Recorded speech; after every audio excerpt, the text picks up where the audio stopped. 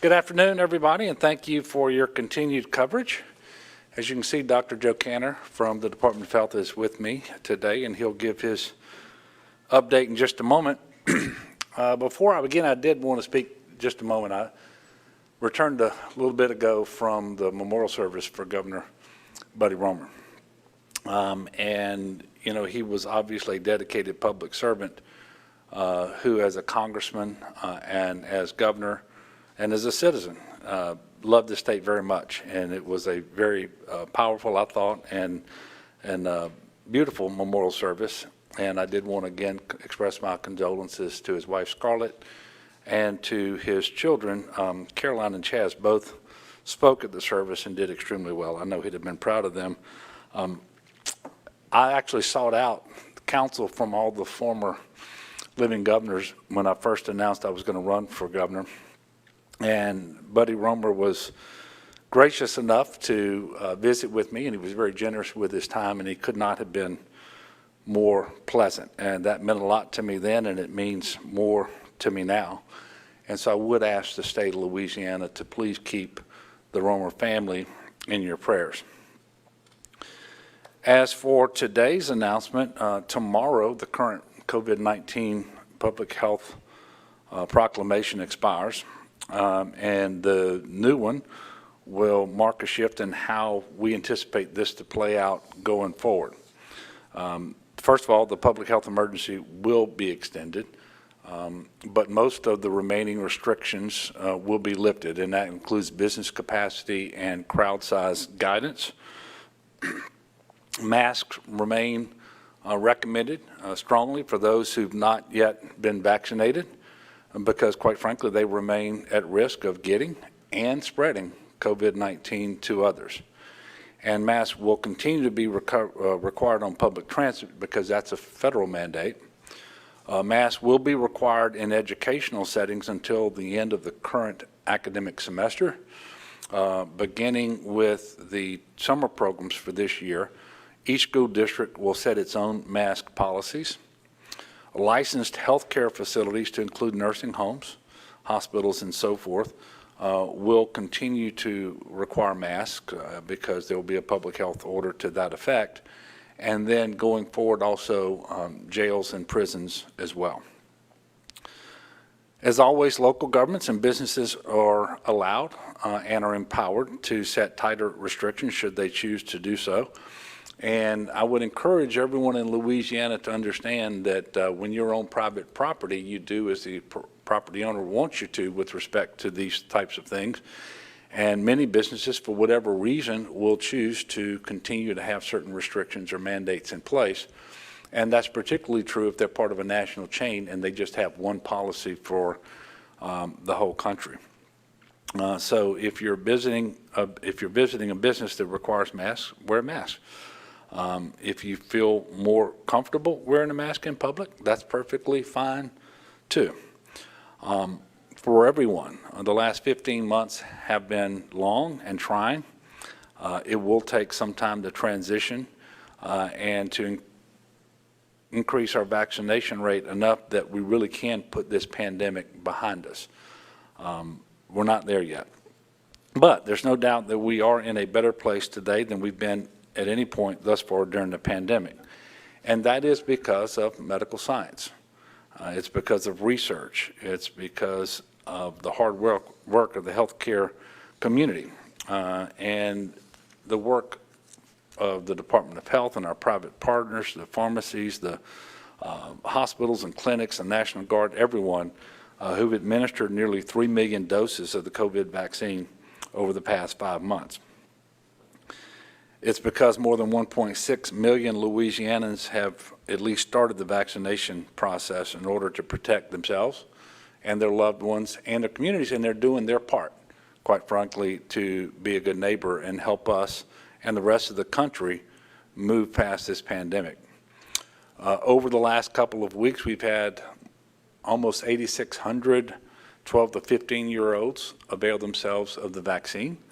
And so if your child is in that age group, please reach out to your pediatrician with any questions and schedule vaccination. You know, if you just look back where we were 1 year ago today, we were coming down off of that first initial surge that was so traumatizing. There were 2 more surges that were going to happen where the number of cases, the percent positivity, the number of illnesses and hospitalizations and deaths would go up tremendously. But we are in a much better place. I'll give you the numbers here in just a moment. And the difference of the vaccines, quite simply put, and I think Dr. Cantor is going to share more with you in a moment, but we know that they are working.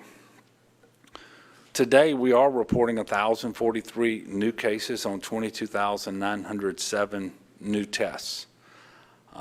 Sadly, we are reporting an additional 13 deaths. That obviously hurts. And the grand total thus far during the pandemic is 10,548 Louisianans lost to COVID-19. You know, the deaths are actually harder to accept and understand now because they come months after the vaccine have been available. And we know that the vaccine is effective.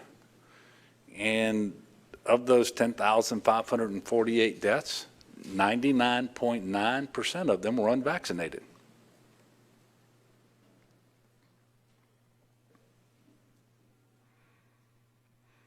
We have seen a steep drop-off in deaths among the older population, and that's quite simply because the highest percentage of people who are vaccinated in the state are those who are older. I think we're right at 75% of those who are 65 and older have at least started their vaccine series, and Dr. Cantor will give you more on that in just a moment. We are at an all-time low since the start of the pandemic, and the number of hospitalizations we're reporting today is 269 across the state, 28 of whom are on mechanical ventilators. So you may be wondering, if we're doing so much better and we're 14, 15 months into this now, why do we continue the proclamation? Quite simply because we have an awful lot of work to do. And the public health emergency allows the state to stay in the response mode to support local efforts and make sure that we are moving forward with the required immunizations and testing and the different things that are required every single day. For example, the National Guard. They have nearly 1,000 soldiers activated in support of emergency operations. They have administered right at 375,000 COVID tests. They work at food banks. They packaged about 29 million pounds of food thus far. They have administered nearly 67,000 COVID vaccinations to the public. The Department of Health is also using state assets to respond to COVID, as are a number of other agencies. To put this into perspective, GOSEP is tracking more than $1.1 billion in state and local government spending that is fully reimbursable by FEMA. So we're going to keep the emergency order in place, and we'll keep renewing it every 28 or 30 days as long as the federal public health emergency also stays in place. And I want to tell you, COVID is not over. We are not yet on a one-way street that carries us only away from the pandemic. And that's quite simply because we don't yet have the percentage of people vaccinated in Louisiana that we need to have to feel that degree of comfort and confidence. But every day we get a little bit better, and more people are choosing to be vaccinated, but we have a lot of work to do. I anticipate that this may be the last press conference where I discuss the actual emergency orders, because if they change, we'll certainly let you know. But there just isn't a lot left out there to discuss. I will be with you again next week because the session continues next week and the week after as well. So at this point, I'm going to turn it over to Dr. Cantor, and as always, I'd ask you to ask him whatever questions you have while he's up here, and then when he's finished, I'll come back up to wrap up and take your questions as well.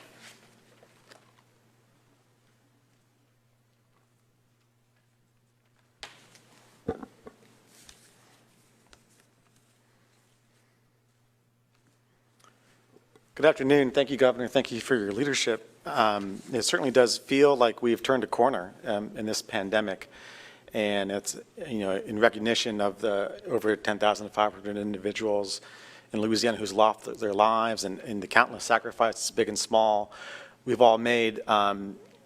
It does feel good. I mean, it's turning a corner doesn't mean that you're off the road, and there still is reason to be careful and vigilant, particularly if you are not yet fully vaccinated.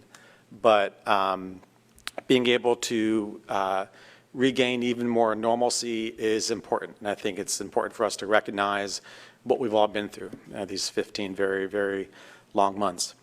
I'll talk a little bit about what allows us to safely roll back some of the measures that the governor alluded to, and this has been a progressive process.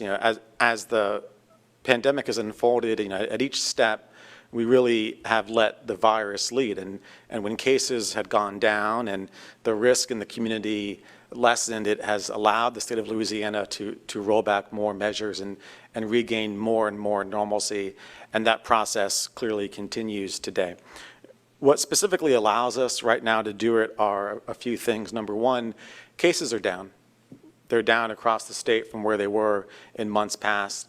The risk is not zero, but it's certainly less than it was, let's say, around New Year's time and before that.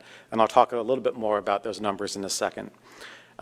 We've now been below 5% positivity for about 4 months, and that's longer than most other states have. That's significant. The vaccines right now are widely available. In fact, it's never been easier in the history of the United States to get a vaccination of any type. You can get a free Uber or Lyft ride to any vaccine site. There are 1,500 vaccine sites throughout the state. There are no waiting lists. It has never been easier to get a vaccine, and that is significant. The vaccines that we have available to us, the Pfizer, the Moderna, and the Johnson & Johnson, remain good matches for the significant variants that are circulating at this point in time. That is significant. And we have much more knowledge right now than at any point prior about how this virus spreads from person to person and what individuals can do to protect themselves, should they choose to. All of those allow us to safely regain even more normalcy with the new proclamation that is about to be issued. I'll tell you, part of this process is going to be trusting each other.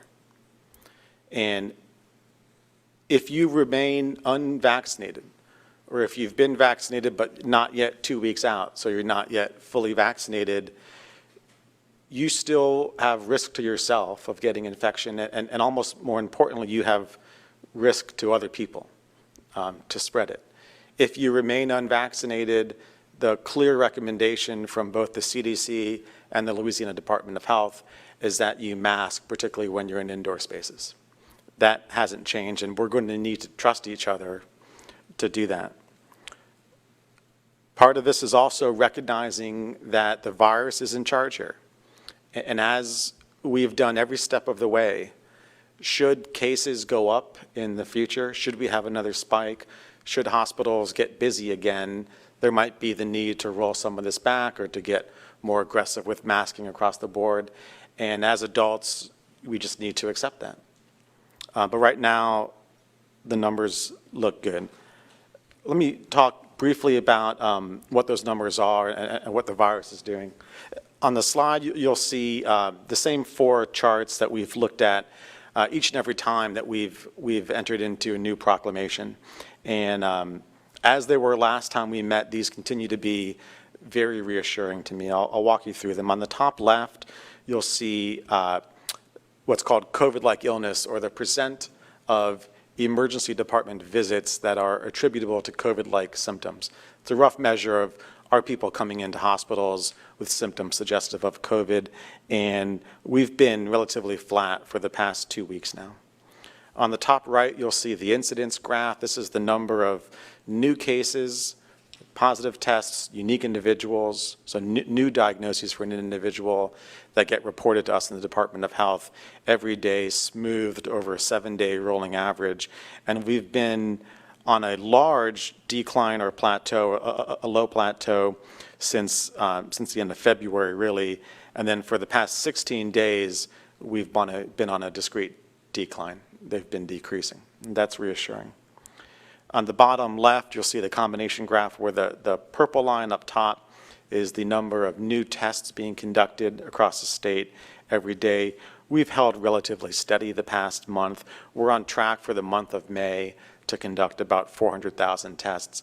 And we know that that's an adequate number to get good visibility on the virus because our percent positivity remains low.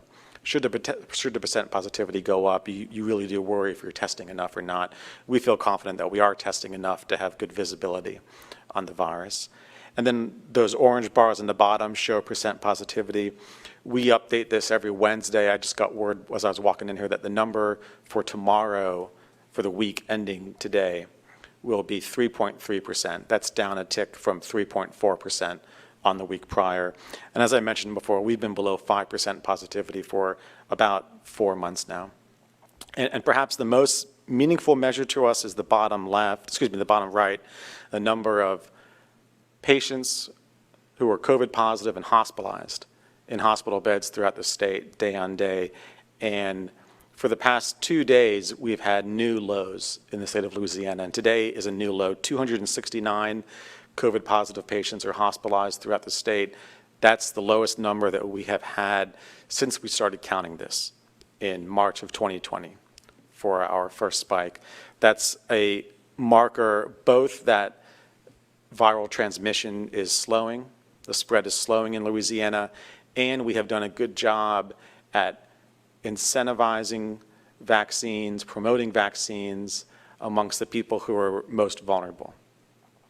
We've never seen any of that more clearly than we have in the nursing homes. And if you go to the next slide, this is the slide that, one more slide. Yeah, that's the right slide. This is something that we showed a couple times previously, but it really does show the power of these vaccines, and that's why it's nice to keep looking at this. You'll see 3 spikes here on the blue line. The blue line is the number of new COVID cases in nursing home residents. And the red line on the bottom is the number of deaths in nursing home residents. You'll see the 3 spikes that correlate with the 3 spikes we've had for community transmission, the one back in March and April of 2020, the one in the summer of 2020, and then the run around Christmas and New Year's.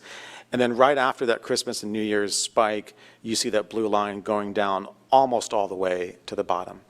That directly correlates with the increased vaccination coverage amongst nursing home individuals, clearly showing how powerful these vaccines are. And as the governor has mentioned a couple times in the past, in one of the most difficult to control areas there are. Nursing homes are challenging for COVID because it's a close congregate setting where the virus can spread very easily, and the individuals who reside there are amongst the most vulnerable. As of today, 83% of nursing home residents across the state have either initiated or completed the vaccine series, and that is profound. That's why you see that graph take such a sharp turn down.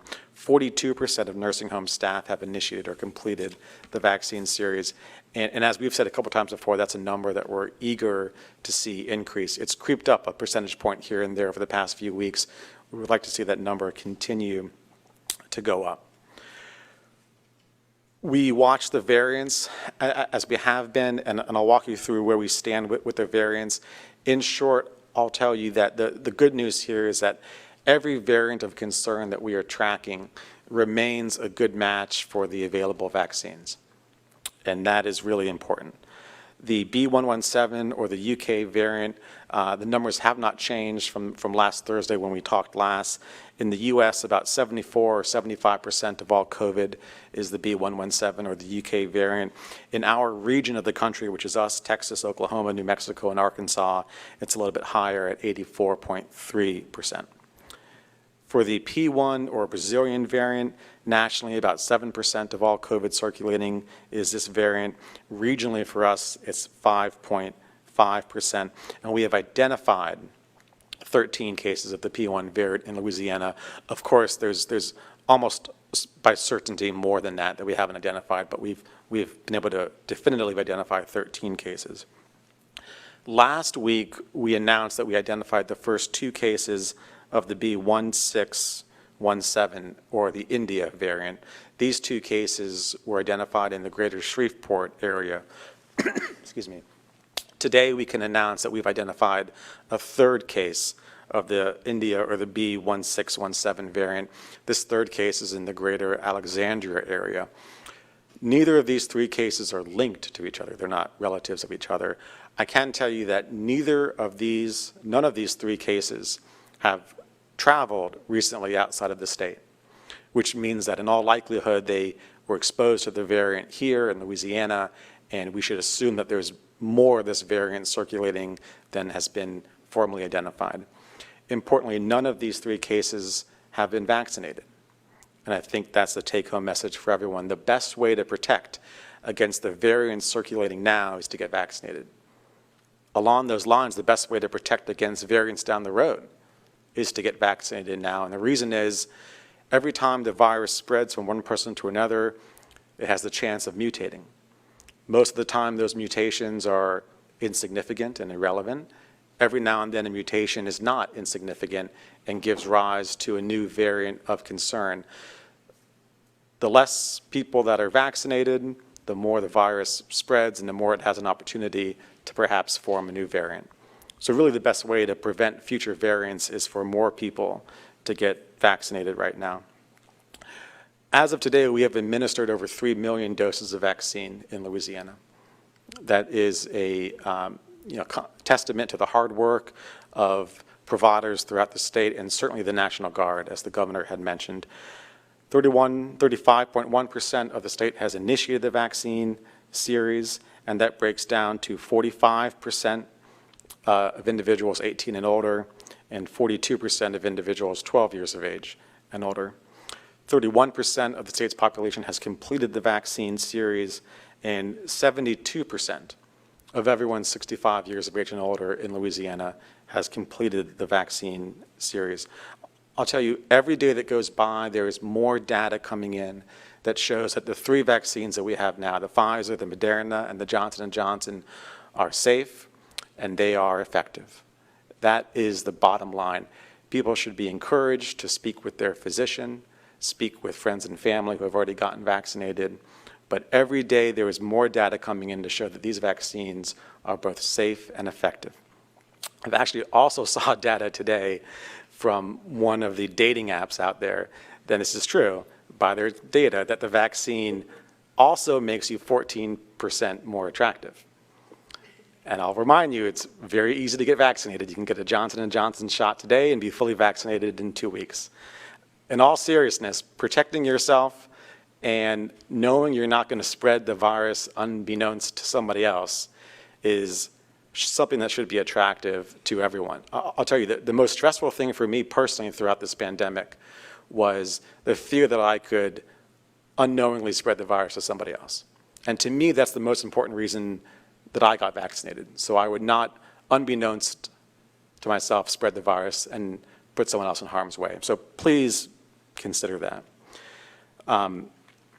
As we work to get more people vaccinated, you'll see a shift, both in Louisiana and nationally, away from some of the high volume, high throughput sites to smaller vaccine events. These are vaccine events in neighborhoods and communities and churches in partnership with community-based organizations, and also an effort to get vaccine into smaller medical practices. There are some things that really help us to do this now. A few things that are new, and I'll tell you what they are. Number one, last week the FDA announced that Pfizer has relaxed the cold storage requirements for their vaccine. Remember, Pfizer is the only vaccine available to you if you were between the ages of 12 and 16. We can now store the Pfizer vaccine safely in a regular refrigerator for up to 30 days. That is significant. That's going to make it easier for physician practices and other medical clinics to stock the vaccine. The CDC told us that we can now safely co-administer the COVID vaccine with other vaccines at the same time. That's important because a lot of kids in Louisiana, by virtue of the disruption of this past year, have fallen behind on their vaccine series or other vaccine series. And now when they go into their pediatrician's office, if their pediatrician has the COVID vaccine, they can give it at the same time as any other vaccines that they need to be caught up on. And the CDC is getting more pragmatic with their guidance around waste. We're going to recognize that as we move vaccine to smaller and smaller venues, like a small medical clinic, there is the chance for a small increase in waste, and that's because once you open up a vial, you generally have to use what's in that vial that day, or you lose it. What the CDC says, and I agree with this completely, is at this point in the vaccine program, we should not waste any opportunity to vaccinate someone. Meaning if someone comes in the clinic towards the end of the day, it might be worth it to pop that vial, even if there'll be a little bit of waste, because each vaccine given is potentially a life saved right now. So we might see a little bit more waste. I can tell you to date, we have wasted in the state of Louisiana, or lost, just shy of 12,000 doses of vaccine. That's on 3.85 million doses delivered to the state. So our waste or loss percentage is 0.3%, which is relatively low. I have made an ask to my physician colleagues throughout the state to talk about the COVID vaccine at every clinical encounter, at every opportunity, because I think a lot of people would benefit from hearing from their doctor what they think about it. I've made that ask to doctors across the state, but what I'd like to ask you is don't wait for your doctor to raise it in conversation. If you have not yet been vaccinated, or if family members of yours have not yet been vaccinated, take the initiative. If you have questions, reach out to your physician or your medical provider. Ask the questions that you need to ask to feel comfortable. I guarantee you're not going to be the first person to ask those questions. I'll pause there. I'd be happy to answer any questions if there are any. Yes, sir. Are you aware of what the timeline is looking like for the other vaccines to be approved for residents 12 years and younger and older? Absolutely. The question is, when are the other vaccines going to be available for younger individuals? We got some good news late last night. So Moderna announced data on their trial of individuals going down to 12, and their data, from what this is self-reported by the company, so we haven't verified it yet, but it looks very similar to the Pfizer data, which is extremely efficacious and safe for those younger individuals. Moderna plans to make formal application to the FDA to amend their emergency use authorization in the coming weeks, and then we'll see how long it takes the FDA to decide on that. It took about a month for them to render a decision on the Pfizer. So I would expect between 1 or 2 more months time for us to be able to use Pfizer down to 12 years of age if the data turns out to be what they reported it to be last night. How about Johnson & Johnson? Haven't heard yet. Yes, sir. You know, how do you think the pandemic will change as the summer months carry on and things get hotter and maybe more people are together inside? I mean, what do you expect to happen? Yeah, that's a great question, and the short answer, in all honesty, is I don't know. I can tell you how we're going to proceed, and that's letting the virus lead the way and continue to regain normalcy and be prepared to roll back if we need to.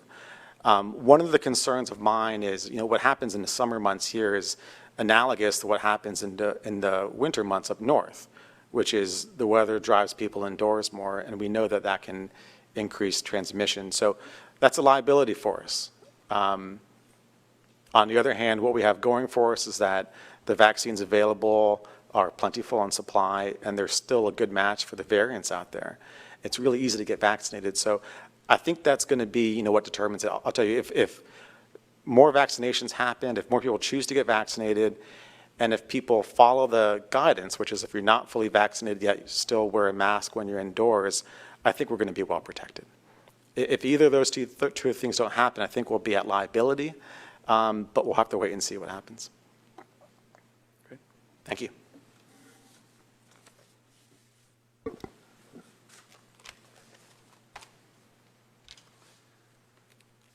Thank you, Dr. Cantor. And one other piece of information I want to point out, and it was actually put up today, but the national rank in per capita cases for our state is now 31.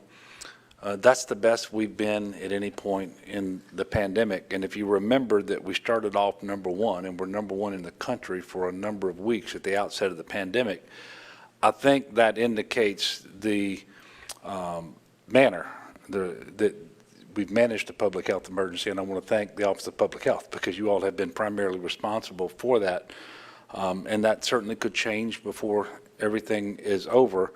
But when I see that we're number 31 today in per capita cases, and we were number one for so long, I can't help but be very thankful for all the professional public servants and all of our wonderful partners and healthcare providers and so forth all across the state. I know that this week we finally have some nice weather, and so people aren't wanting to focus on bad weather.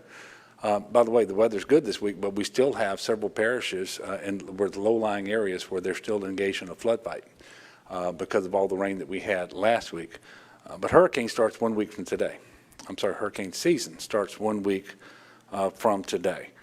So please, everyone, do what you need to do to make sure that you and your family are fully prepared. Go to getagameplan.org. It's got a listing there of all the steps you need to take, the supplies you need to have on hand. The rule of thumb is to make sure that you and your family can stay in place successfully for 72 hours. Obviously, we will always endeavor to deliver assistance as soon as possible and hopefully long before 72 hours. But that's what we're asking families to be prepared for.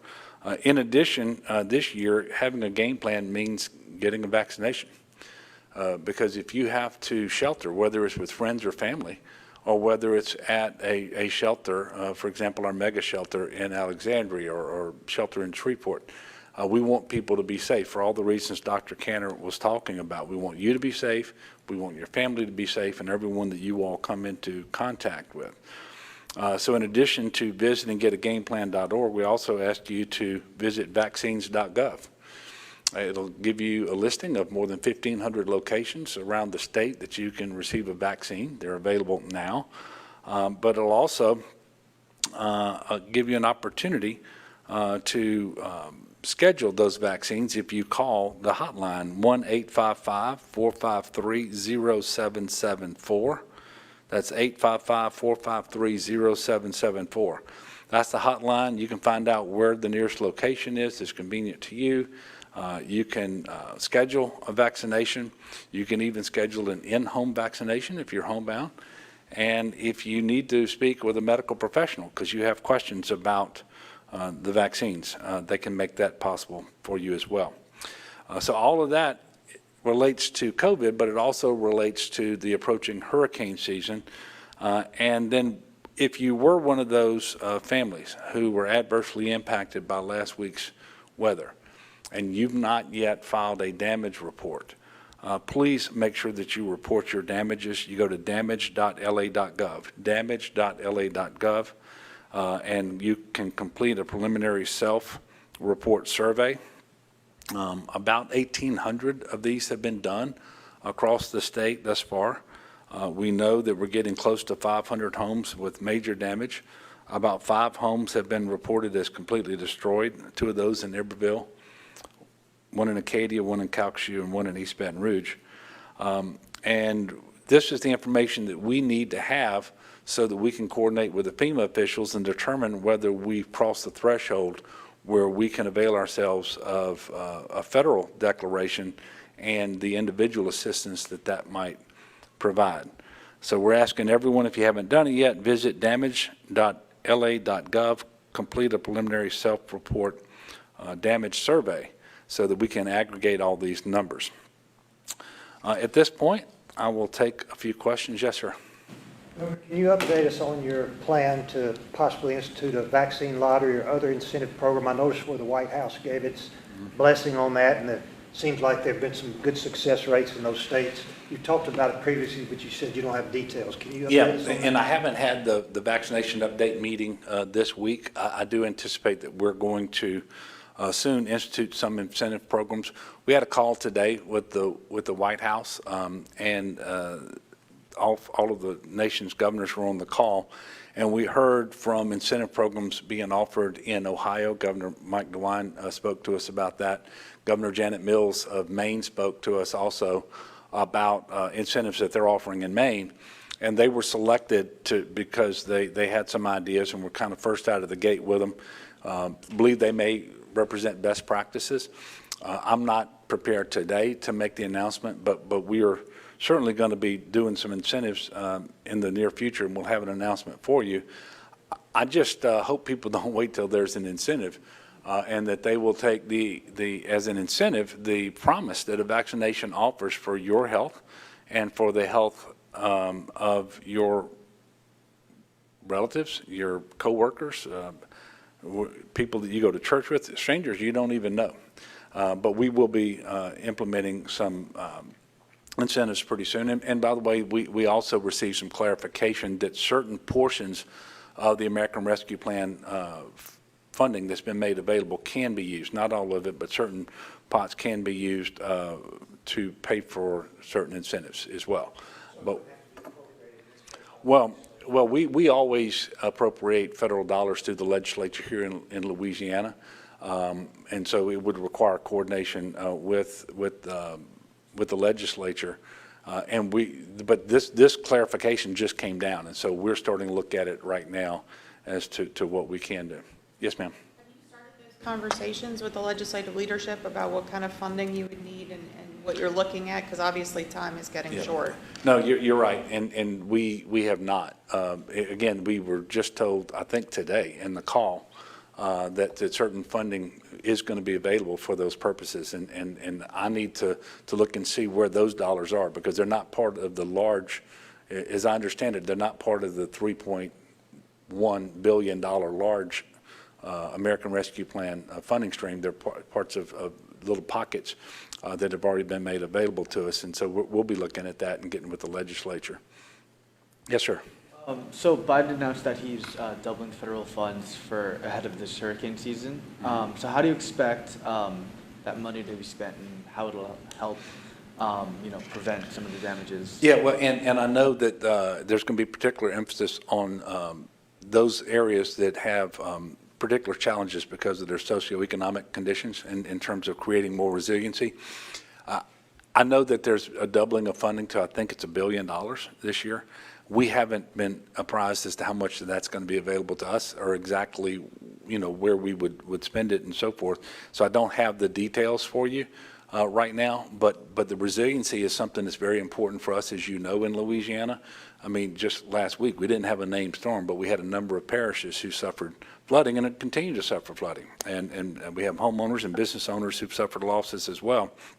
And one of the things that we continue to emphasize with the White House and with the Congress is the need for a disaster appropriation so that we can not just repair damage, but so that we can become more resilient in the future and not suffer all of the devastating damages that occur from these natural disasters.